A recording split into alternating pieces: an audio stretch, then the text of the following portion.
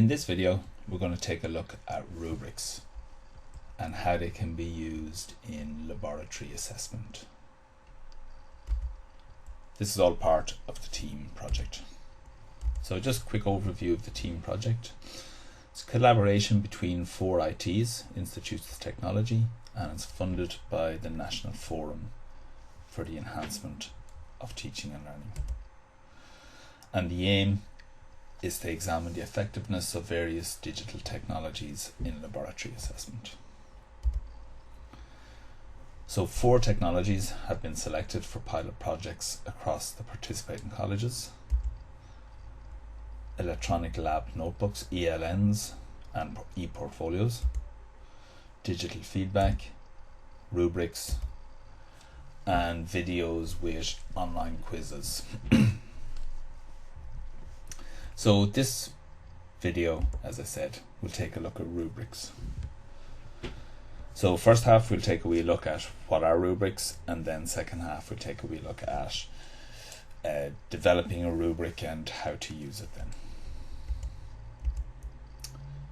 So just a quote there: it's a coherent set of criteria for student work that describes levels of performance quality. Just here is a sample of a rubric. This is one we use in Sligo, and it's only for formative assessment, so it's only for feedback of first year maths journals. But just to give you a wee idea, so there's no scores attached here, but how it simply works: these are the criteria, and then along here we have the descriptors of quality. And now on Moodle, you simply click on the button to describe the student's efforts. So it's very straightforward. In hindsight, I'd probably add a couple more criteria to this, as in maybe how much working out they showed. This is for a maths journal, we call it. And every 2 weeks, we assess, I think, about 320 maths journals using these rubrics. So, and we get quite a quick turnaround. It's not a huge workload or anything like that. So that's a kind of quite a simple rubric. They can develop to be very, very complex as well. It all depends on your needs and requirements. Why would you use them? They bring clarity and consistency to the grading process, because the students know the qualities their work should have, because the student will see the full rubric.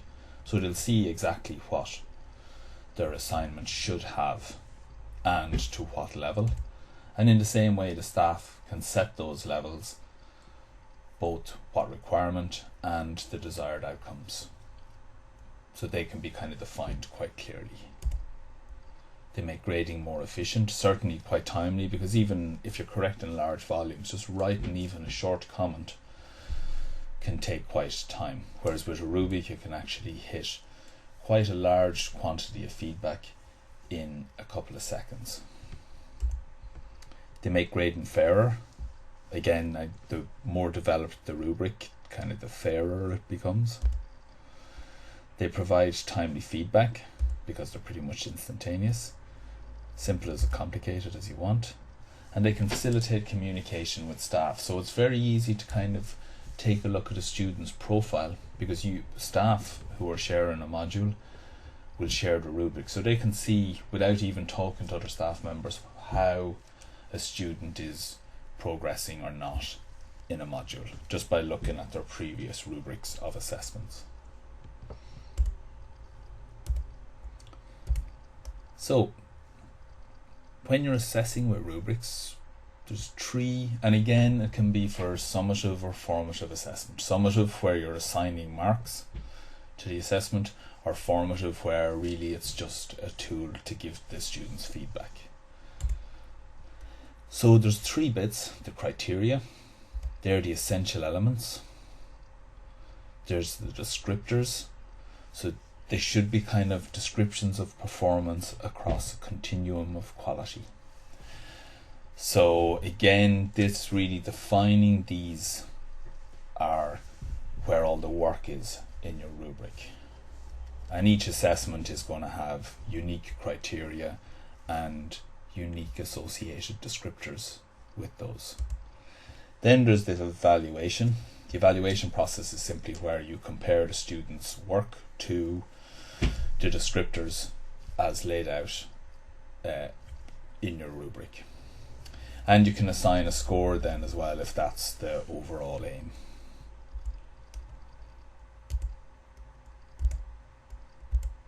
Now, just starting out, either use pencil or paper. I would recommend though kind of using a table in Word or Google Doc or something, because it's easy to change, stuff like that. But once you have your rubric defined, then you can just simply cut and paste the elements into the Moodle engine, rather than kind of having to type it all again. But whatever you prefer. I usually kind of sketch something fairly rough in pencil, just laying out the criteria, and then I kind of move into a table and write the descriptors and stuff so that I only have to write them once.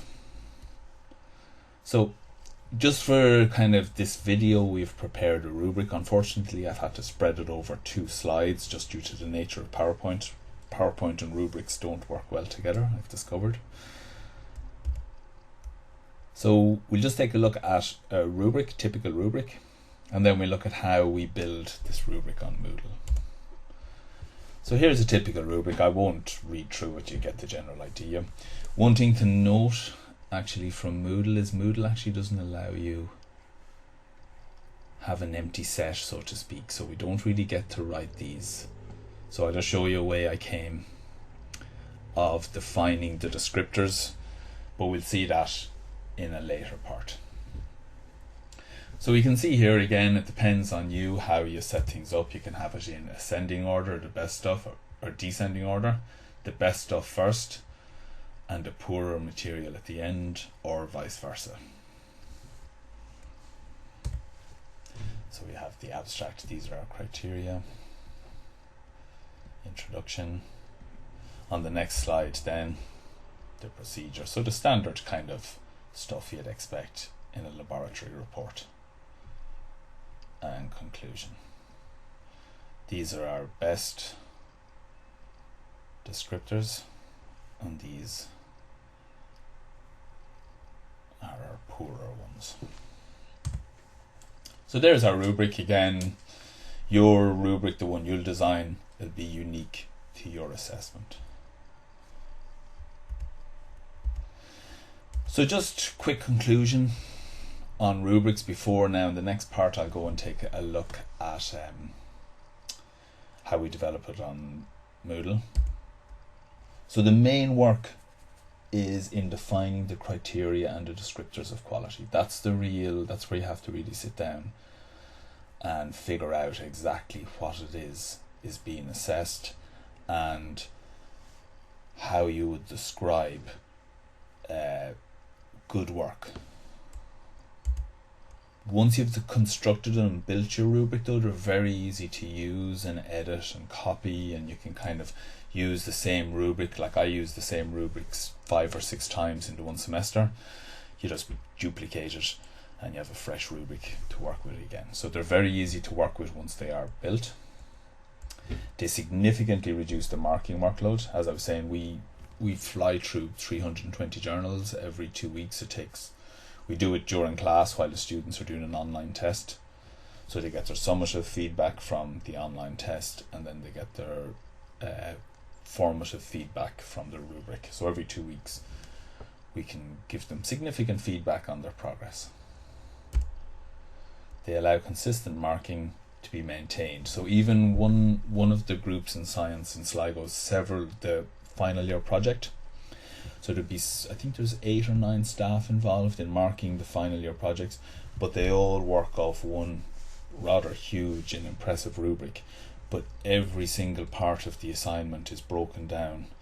So the abstract is its own rubric, and there's criteria within the abstract, etc. So it's quite a huge rubric they work with, but it ensures that consistent standards are maintained. So they'd meet regularly to make sure and compare work as well.